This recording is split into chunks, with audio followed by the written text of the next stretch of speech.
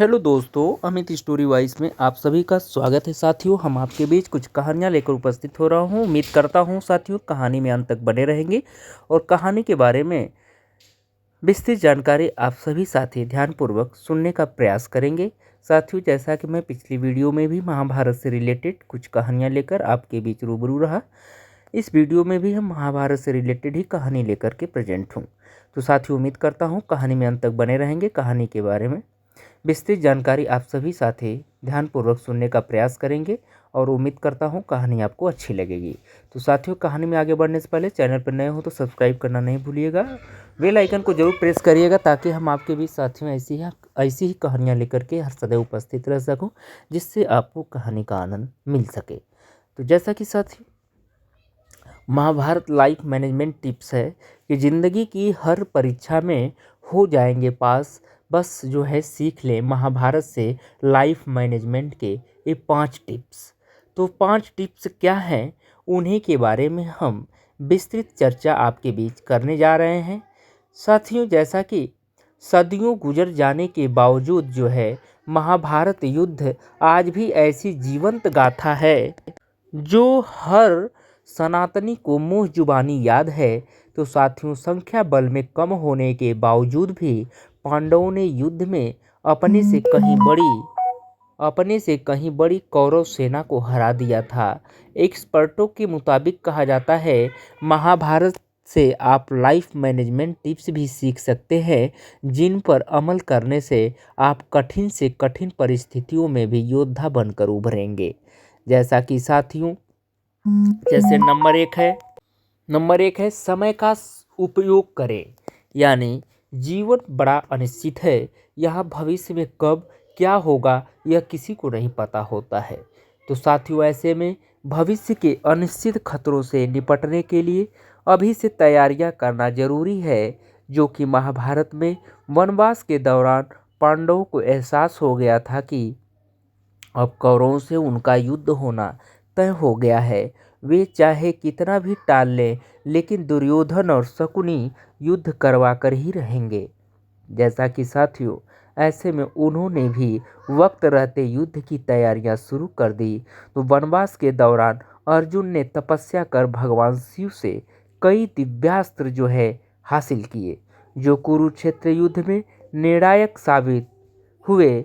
तो साथियों, इसी तरह हमें भी बीमारी हुआ, बुढ़ापे हुए, एक्सीडेंट हुए, कर्ज हुए, बच्चों की शिक्षा हुई, शादी समेत कई जिम्मेदारियों और खतरों को देखते हुए अभी से आमदनी बढ़ाने और बचत पर काम शुरू कर देना चाहिए, जिससे संकट आने पर किसी के आगे जो है हाथ न पसारना पड़े। साथियों, दूसरा पॉइंट है सतर्कता से करें विकल्पों का चयन। यानी इस पॉइंट पे हम चर्चा करते हैं। तो महाभारत युद्ध जो है शुरू होने से पहले पांडव देश के सभी राजाओं को अपने अपने पक्ष में करने की मुहिम चला रहे थे।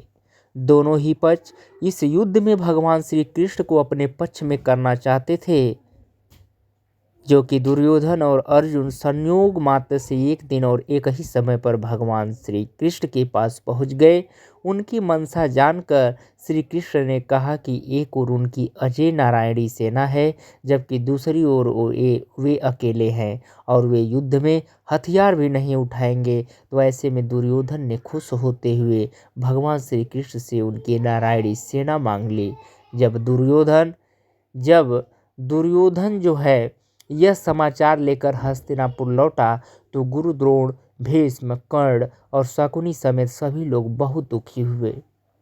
उन्हें एहसास हो गया कि दुर्योधन कितना गलत फैसला कराया है और अब युद्ध पांडव ही जीतेंगे। तो अंत में हुआ भी ऐसा। श्री कृष्ण की सलाह और चतुर रणनीतियों ने कहीं ज़्यादा शक्तिशाली कौरव सेना को तहस नहस करके कुरुकुल का अंत कर दिया। जैसा कि इससे हमें यह सबक सीखना चाहिए साथियों कि अपने पास उपलब्ध संसाधनों का हमें बेहद सतर्कता और चतुराई से चयन करना चाहिए, जिससे हमें बुरे समय में उनका बेहतर प्रयोग किया जा सके। फिर बात हम तीसरे पॉइंट की करते हैं कि साथियों पर करें भरोसा, बनाए रखें एकता। जैसा कि साथियों, महाभारत युद्ध में कौरवों की सेना जो है पांडवों से कहीं ज़्यादा बड़ी थी। इसके बावजूद भी पांडवों ने उनका सर्वनाश कर दिया। तो कौरवों का नेतृत्व कर रहा दुर्योधन जो है अपने खेमे के योद्धाओं पर भरोसा नहीं करता था। वह बात बात पर ताने कसकर भीष्म, कर्ण, द्रोण की निष्ठा पर प्रश्न चिन्ह लगाता रहता था। यही वजह थी कि संख्या बल में ज़्यादा होने के बावजूद भी कौरव एकजुट नहीं थे। और जब 18 दिन का भीषण युद्ध शुरू हुआ तो वे जो है धीरे धीरे मौत का शिकार होने लगे। वहीं पांडव आपसी एकता के बल पर संख्या में कम होते हुए भी जीत गए साथियों। उसके बाद जो है हम बात करते हैं चौथे पॉइंट की। तो अपनी जिम्मेदारी ईमानदारी से निभाएं। अपनी जिम्मेदारी जो है ईमानदारी से निभाएं। तो इस कॉन्सेप्ट पे हम चर्चा करते हैं। जैसा कि साथियों कौरव सेना में भीष्म, द्रोण और कर्ण जैसे खतरनाक योद्धा थे। इसके बावजूद भी वे पूरे युद्ध के दौरान जो है असमंजस से जूझते रहे और अपनी जिम्मेदारी जो है सही ढंग से नहीं निभा पाए। भीष्म जहाँ धर्म और अधर्म और कुटुंब के नाश होने के धर्म संकट से जूझते रहे, वहीं कर्ण माता कुंती और भगवान श्री कृष्ण को दिए वजन की वजह से सामने पड़ने पर भी युधिष्ठिर, भीम, नकुल और सहदेव को खत्म नहीं कर पाए। वहीं द्रोणाचार्य जो है अपने पुत्र अश्वत्थामा के मोह की वजह से ही अर्जुन वध का अवसर मिलने पर ही उसे गंवा बैठे। जैसा कि साथियों सामान्य जीवन में इससे हमें यह संदेश मिलता है कि हमें चाहे घर हो या बाहर जो भी जिम्मेदारी मिले उसे पूरी गंभीरता, तन्मयता और ईमानदारी से निभाना चाहिए। क्योंकि जब हर कोई पूरी गंभीरता से प्रयास करता है तो उसमें सफलता जो है साथियों अवश्य मिलती है। फिर हम बात करते हैं नंबर 5। तो 5वें कॉन्सेप्ट पे हम चर्चा करते हैं। आप सभी साथी धैर्यपूर्वक सुनने का प्रयास करें। तो 5वां है लक्ष्य बनाएं और पूरा फोकस उसी पर कर दें। तो चलिए इस कॉन्सेप्ट पे भी हम चर्चा करते हैं आप सभी साथियों के बीच। तो जैसा कि साथियों महाभारत कथा में जब द्रोणाचार्य जो है पांडवों और कौरव राजकुमारों को धनुर्विद्या सिखा रहे थे तो एक दिन उन्होंने उनकी परीक्षा लेने का फैसला किया। उन्होंने पेड़ पर एक पच्छा का खिलौना रखकर उसकी आंख पर निशाना लगाने को कहा। इसके बाद जब उन्होंने सभी को बारी बारी से निशाना लगाने को कहा तो केवल अर्जुन को छोड़कर बाकी कोई भी निशाना नहीं लगा सका। जैसा कि साथियों द्रोणाचार्य ने जब सभी राजकुमारों से पूछा कि उन्हें पेड़ पर क्या दिखाई दे रहा था तो किसी ने बताया कि खिलौने के साथ पेड़ दिख रहा था, तो किसी ने टहनी या पत्ते बताए, तो केवल अर्जुन ने कहा कि उसे खिलौने की आँख के अलावा कुछ नज़र नहीं आ रहा था। यानी कि उसका पूरा फोकस वहाँ पर था। हमें अपने जीवन में भी सफल होने के लिए कोई न कोई लक्ष्य तो तय करना ही चाहिए और फिर उस लक्ष्य को साथियों हासिल करने के लिए पूरी तरह से जुट जाना चाहिए। निरंतर प्रयासों से एक न एक दिन वह लक्ष्य जो है हासिल तो हो ही जाता है। तो साथियों उम्मीद करता हूँ कि कहानी में आप सभी साथी अंत तक बने रहे होंगे।